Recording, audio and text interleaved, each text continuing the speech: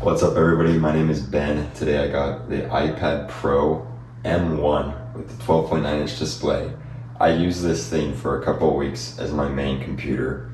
How did it go? Let's dive right into it. Now what interested me most in the iPad Pro M1, this 12.9-inch model, was the mini LED display on it. Now of course it's nothing like the new M4 iPad Pro models with the tandem OLED display.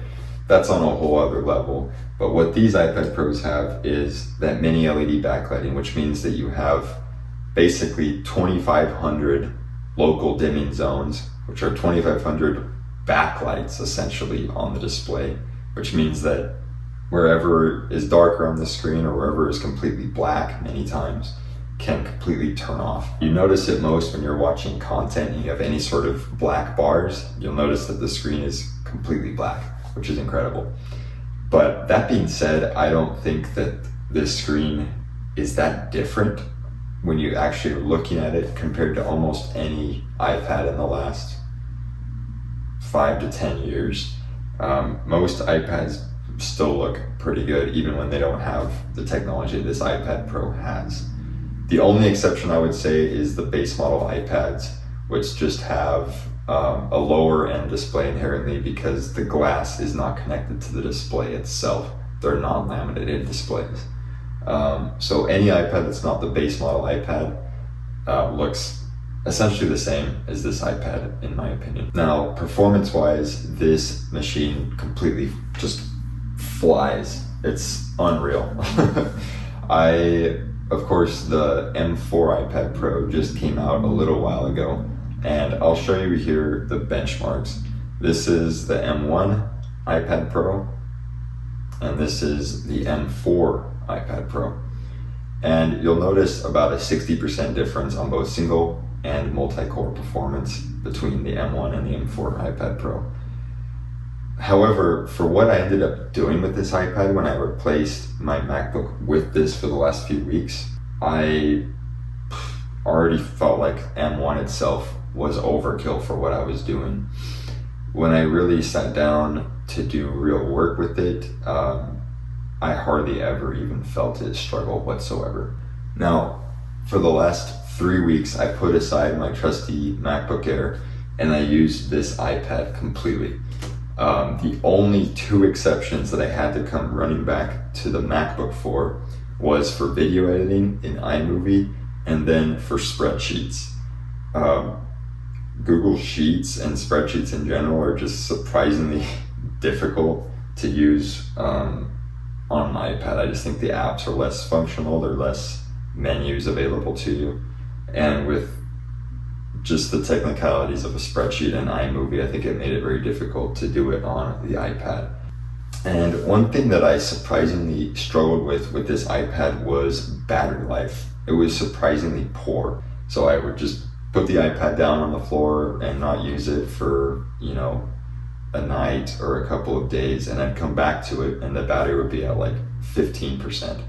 And that was really kind of surprising to me. I feel like iPadOS and iOS at this point have been more optimized than that. But when I sit down and use the device and when I am using it for a consistent couple of hours, I found that the battery life only lasts maybe 3 or 4 hours. And I was really kind of surprised and disappointed at that because I think that it's marketed as more than that for one, but that my MacBook Air does a lot better with the exact same chip in it.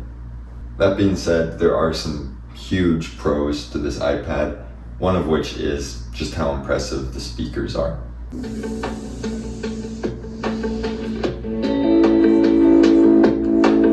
The other thing about this iPad that I loved was media consumption. There's almost not a better way to sit down on your couch and watch YouTube for a little bit or watch Netflix.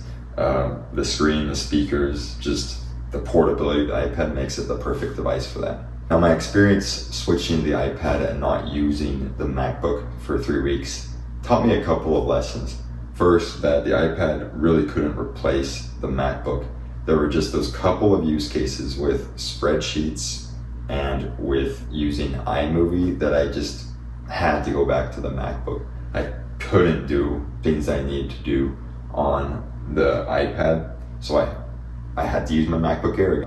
And that overall experience of like struggling with the iPad for those productivity tasks that I needed it for made me realize something, that I don't need a fancy iPad. Essentially, the cheaper the iPad that I get, the better. iPad OS doesn't lend itself to take advantage of the hardware capabilities of the M1, or especially not the M4 processor. For the things that I ended up feeling comfortable doing on the iPad, things like basic productivity, messaging,